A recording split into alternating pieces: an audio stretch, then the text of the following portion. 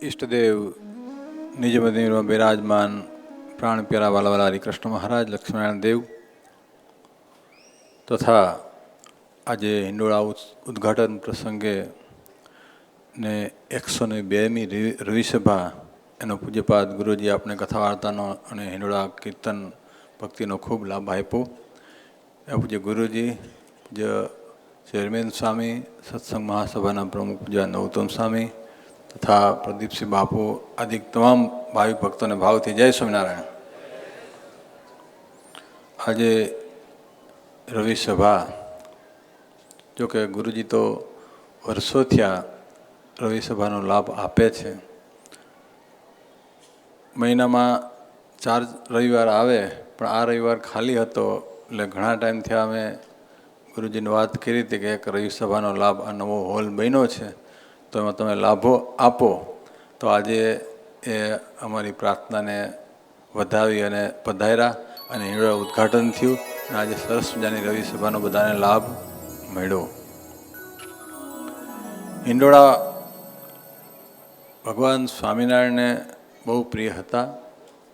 નંદ સંતોએ અલગ અલગ વૃક્ષોની ડાળીએ હિંડોળા બાંધી અને ભગવાનને ઝુલાવ્યા છે. એમાં વડતાલ 2 આંબાની આજ સરસ મજાનું કીર્તન ગુરુજી આપણે ગાયું અને સંભળાયું. એ હિંડોળા ઉત્સવ કંઈક અલૌકિક અને અદ્વિતીય છે. વડતાલનો ઉત્સવ હિંડોળા ઉત્સવ શિરમોર છે. આપણે આ પરંપરા છે, ભક્તિ પરંપરા.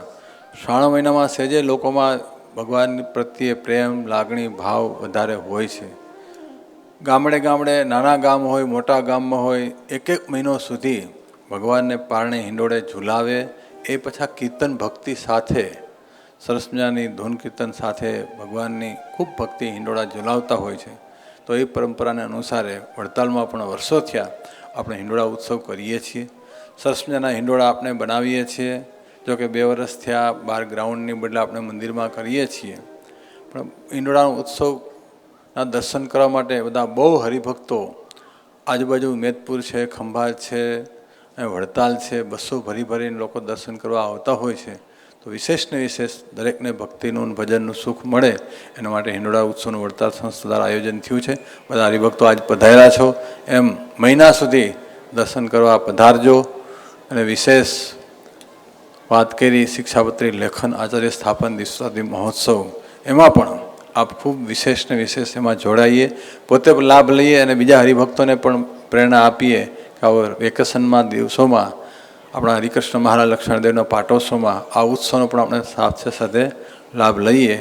વિશેષમાં જેટલો આભાર માનીએ એટલો ગુરુજીનો ઓછો છે. ગુરુજી અહીંયા આવી અને કથા વાર્તાનો લાભ આપ્યો એ બદલ આભાર. જય સ્વામિનારાયણ.